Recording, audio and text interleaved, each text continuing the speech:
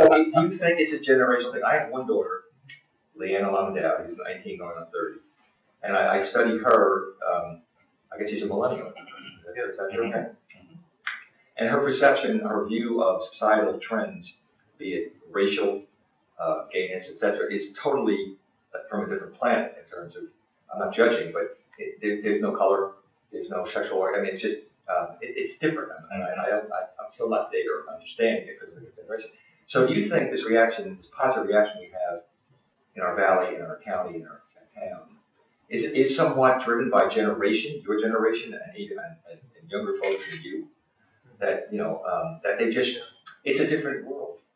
You know, I mean, we went through the 60s, you know, and the Vietnam War, et cetera, and we've had good till recently economically. So you think a lot of your parishioners younger than our generation at your Big Valley?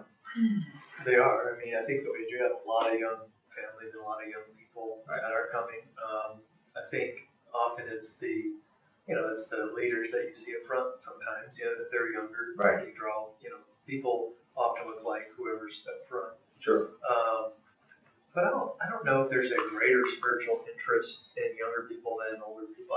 Most young people do not go to church. I mean, statistically, we're a very unchurched community. I mean, at best, if 10% of the people in our area are on church during the weekend, that's pretty high. That's 10%. So you're looking at hundreds of thousands of people that are not. Now, George Barna, in his studies, in his pollster guide, he says that 83% of people in America say they have a Christian faith. But at best, only like 10% of them. Right? Yeah. So, and I think if you look at our community here, I think that's pretty consistent with Modesto. I would say 83% of people probably would say they're a Christian around that area. You got about some that would say they're no faith at all, and some might have other religions or whatever. But the vast majority would say that they profess that faith, but they're not active in their faith.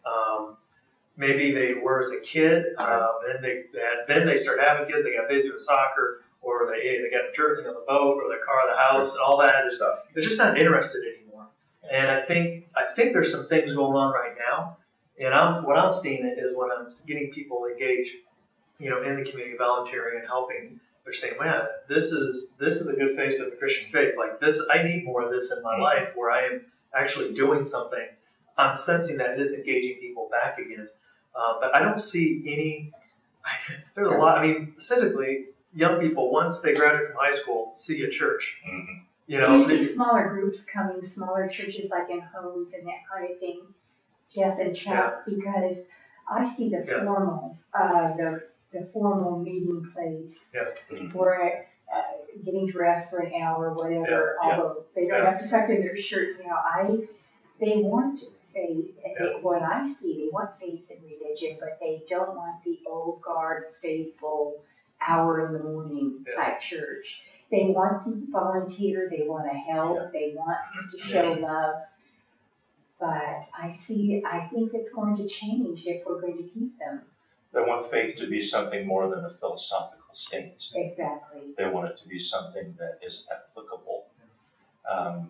You talk about smaller groups. There's a whole organic church movement that really is, in many ways, a house church expression where maybe 2, 3, or 4 families are involved in that group, and that is their church. Now, I don't.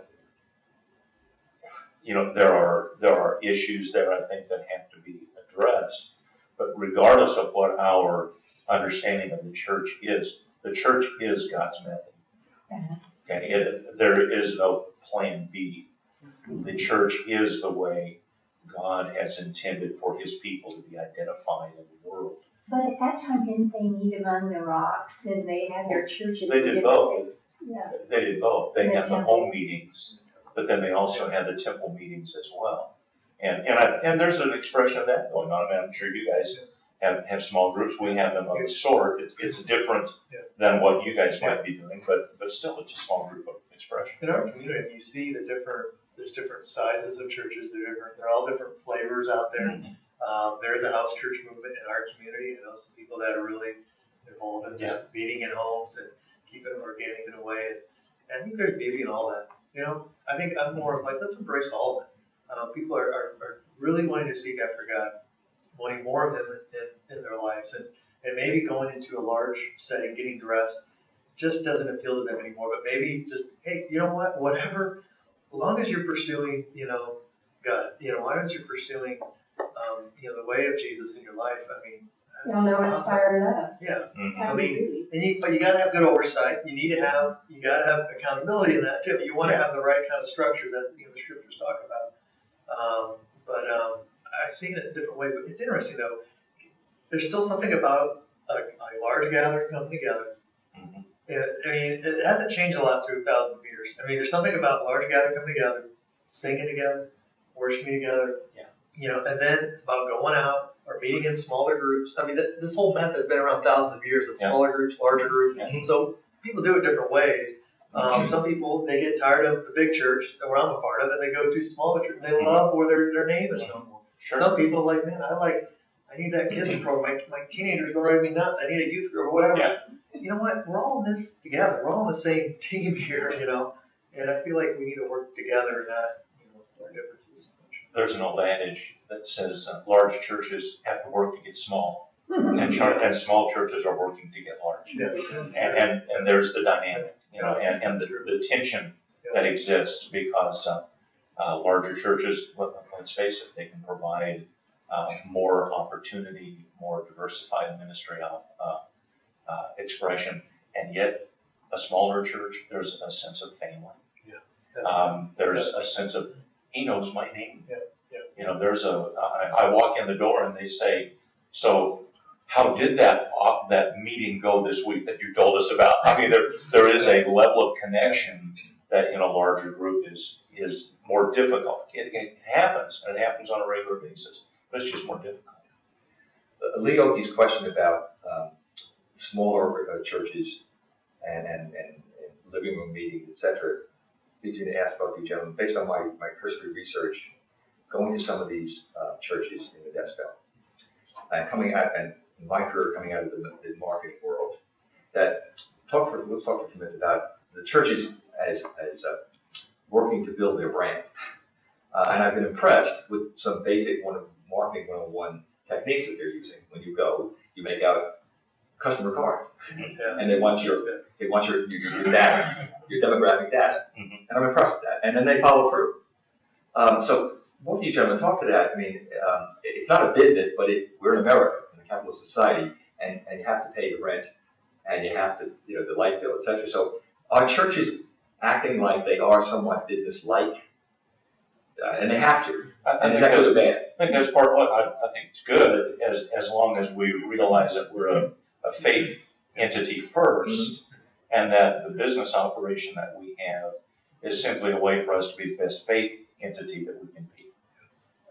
It's stewardship, it's accountability, it's managing what God has given us in a way that redeems it for its best possible use and most efficient use, because all of that's part of the kingdom as well.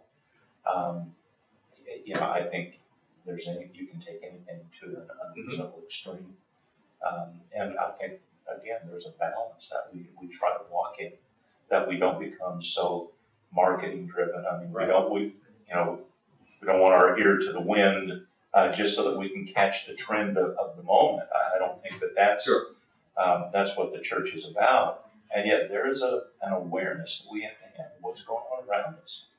I would say both churches and businesses, they're both organizations, and so stewardship wise, you want to run things efficiently and wisely and productively and whatever. But what's unique about the church, it's an organism, it's a living spiritual organism, and it's not just for profit, and it's really the Spirit of God, that is alive and well and trying to invade people's lives, for the good. And so there is a difference, absolutely. But yet, they're both people. You're trying to structure people, trying to motivate people. You're trying to. So there's principles that are transferable, but it's not exactly the same. There's so many questions. I have to be quiet. Please, no. This is informal. So Do you see a lot of the churches working together? You know, I know that sometimes there's competitiveness, it's human nature, but do you see a lot of the churches